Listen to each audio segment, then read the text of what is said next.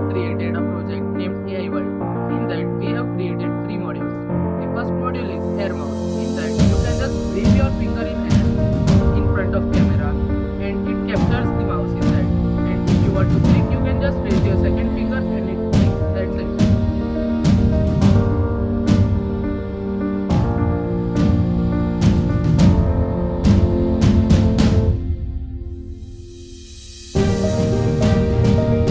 Second module is volume control by mic.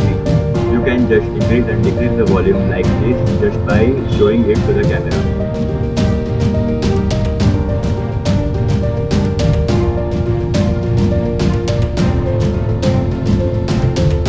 Third and final module is range estimate detector.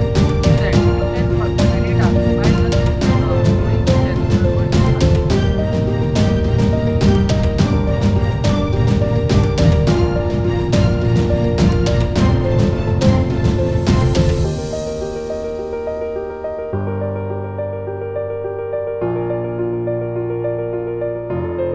Your project AI World.